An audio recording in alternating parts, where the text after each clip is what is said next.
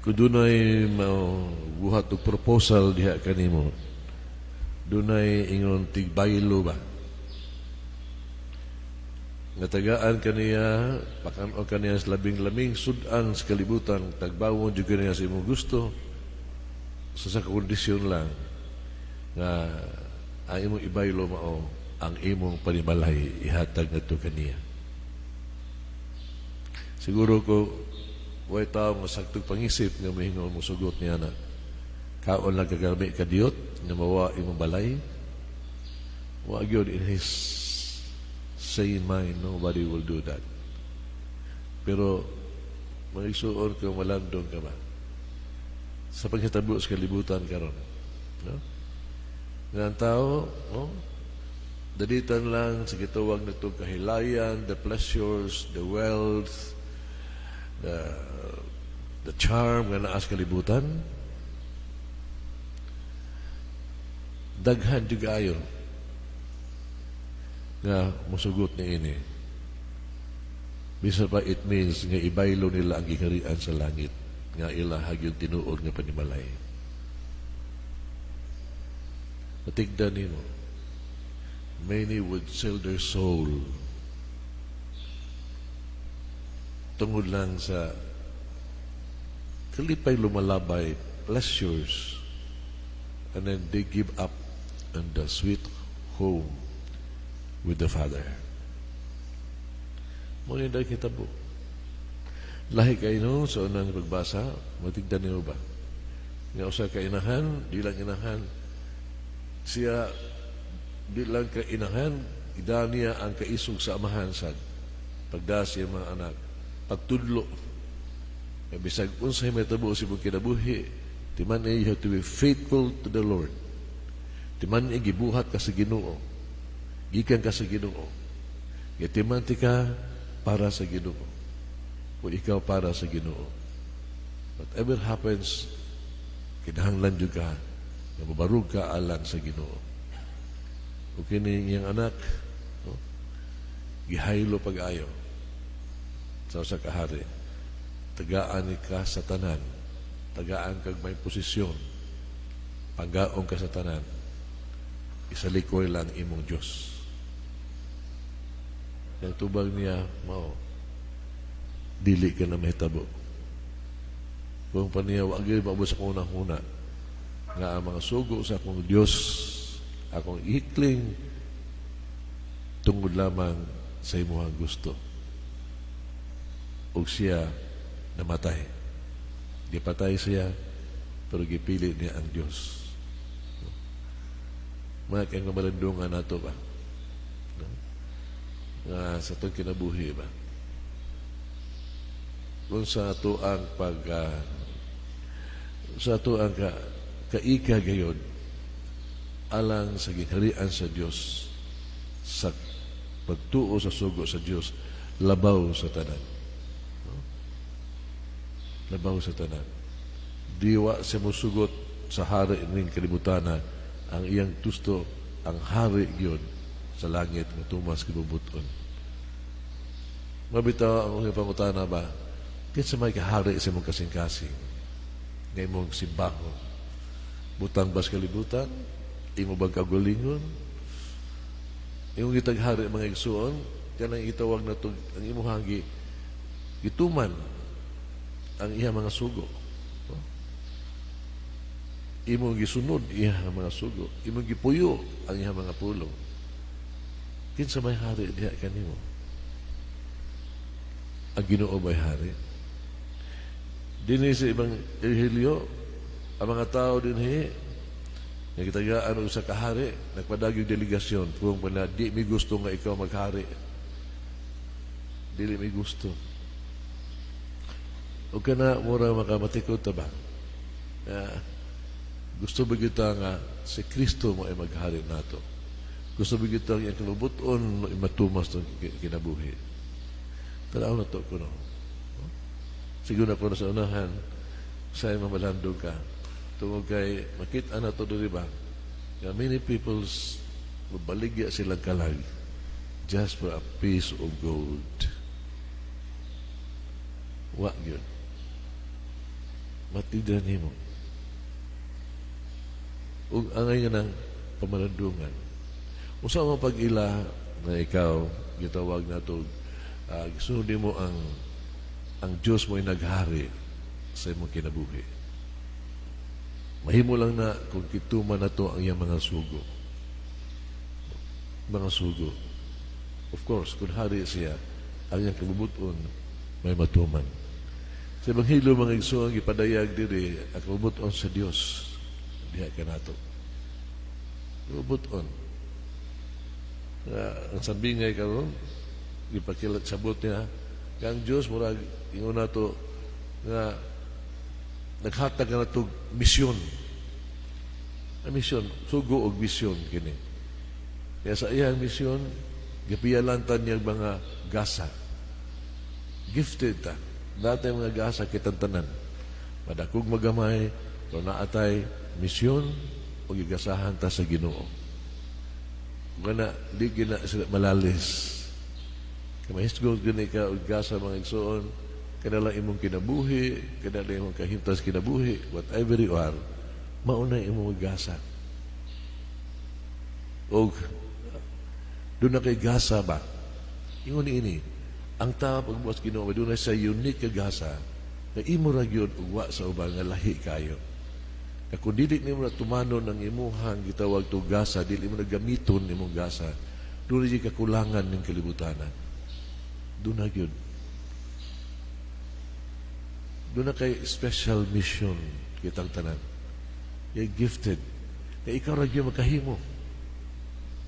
Ikaw ra gyud makahimo. Nga sa pagbuhat sa Ginoo sa tao, ikibaw na ang Ginoo kag gibuhat to tikat for a mission. Pang this mission ana mao you are made for somebody. Para sa usa sa katuyuan niya para sa uban. Unya kitang tanang gitagaan niya gasa. Labaw pas bulawan. Labaw pas bulawan. Huh? We are all given the time, the treasures. When I say treasures, that's di ba pasabot na kwarta lang ba? Sa itong mga abilidad. Ang ato ang pagkatao lang daan. Muna na. Kaningon siya, kini, ilha ko, gamitan ni sumala sa akong kabubuton. Kabubuton sa Dios. O sasabihin nga, makita ang ginato ba? No? Nakita mo hatag ito accounting yun sa Ginoo. Kung giunsa nato paggamit ang gasa gihatas Ginoo kanato.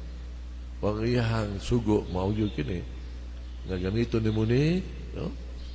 Una, pag-ila kaniya, paghimaya kaniya o pag-alagad sa katawhan. Munang giingod la kanang gitawag to gifted to give. Kay ikaw gigasahan mga sa Ginoo kanang gasa di nagtipigan sa imong kasing-kasing kay ikaw mismo gasa ka sa Dios o kinahanglan usab ka mahimong gasa sa uban. So pangibutan din mo nga ikaw become a gift to others. A gift to others. Yung hibaw ba ka nga you become gift to others, no? Especially nga makadungog ka mga tao maingon salamat, thank you. But whatever you do,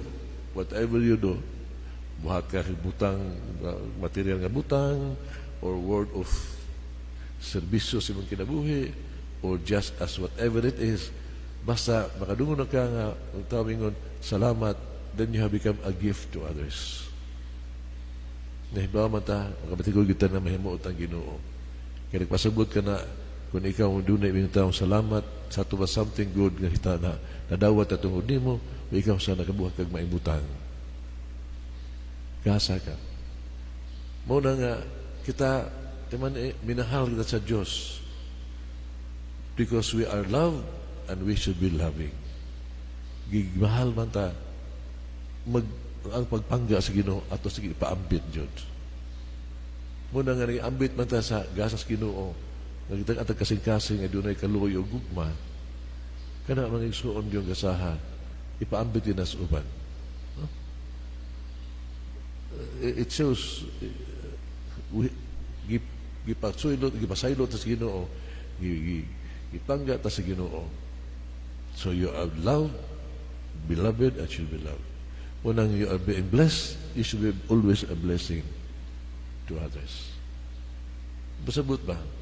Nga, kita individual ta nga, piniyalan yun sa Ginoo. Gamita ka na ang talent to serve others. Let it shine. Mabisan asa, mun ka na. On how do we do it? No? Ingon na to, i-invest. Pumas Ginoo, do it with all your heart and soul. Wag yun. You put out your best in us. Let it shine. Let it shine. Inudog ko? Sa usa ka professor, sa mga estudyante, sa maghatag sa mga grades ba, ang usa nakuha og 75, ang usa nakuha og 90. Yan ingon siya, na these are the grades. Kini mong graduha, no? Knowing you, may bawa na kung 15 mo succeed diha ninyo sa inyong kinabuhi. 15 may para ninyo. Ang uban yung kato nakuha 90. Dili ang 75. Ningon siya, it looks like that.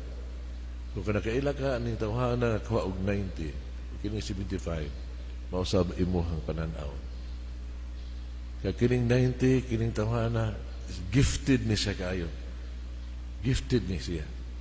Kung iya lagi gamit ang iyang gasa yun, totally, 90, gamay ra kayo na. It should be more than 100 gani. Kaya dagok siya og gasa. Brilliant siya, gigasa sa Ginoo.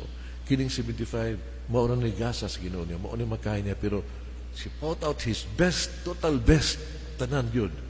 Pero makabot niya na. Ang kanang 75 with all his heart and soul, and this man put out the best. He will be successful in life because we'll put out the best. Kiri, doon na siya talent, pero gitawag na ito siya, take it for granted. Mura ba gitawag na ito, estudyante papakabright, o tanim udong, no? Yan worth ang imong brilliance worth 90. Pero nga doon itong 80 naman nagkuha mo. You're a failure in life. Failure in life. You want to maximize. We need to shine. No? Dili kay manghambog ka. Pero, kana bang gitawag na tuwag, ambot how do you spend the day? Ang usa ka adlaw nga kapoy kayo, kanang wa kayo nabuhat. Ang labing kapoy nga trabaho, kanang wa kayo nabuhat, mura ba just a waste of time, resting, ang mura ka kapoy. Pero nindot kayo nga somehow every day in your life ba, huwag mo pasarin kinabuhi, huwag mo adlaw nga mo pasarin nga mo, somehow you have done something good. Productive ka ba? Productive ka. Or di ka makonsensya mo, kaon ba? Kaon lang kasi yung kagulingon. But you have eaten because but you have done a good job. As if, identong niyo ba, Lord, thank you, Lord. Makadungog kas Ginoo ba, you have done a good job. Nakabuhat kag maayo. Panigamutan na ito. Maningon siya, if you keep your life, taguan mo kaugalingon, sumapuyo pa kag sa katos-katuig, na nakasluganan. Pero kung mong kinabuhi mo nang ihalad, alagad alang sa uban, doesn't matter long or short, pero kini, it has made a difference to others.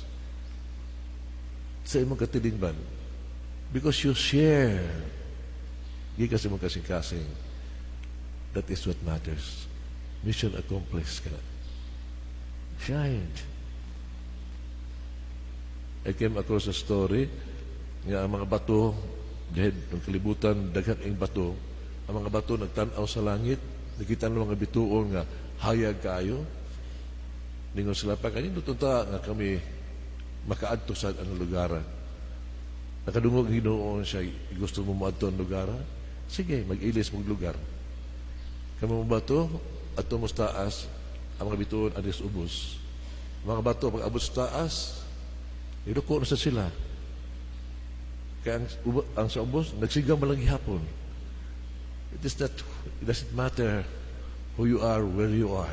What matters is, kinahanglan juga, mo shine out. Mo shine out juga. Somehow, you have given, you have loved, you have shared a part of yourself. O na nang pag-iaw ng igsuon, kita, dayon ta, we have recognized the Lord as our King, di na siya hari, natuman niyang sugo. And we will be blessed 100-fold. Ang atong kinabuhi will be a blessing to others and pleasing to the Lord. Tungod kay, natuman atong misyon, himaya sa Diyos, pag-alagad sa katawhan. Amen.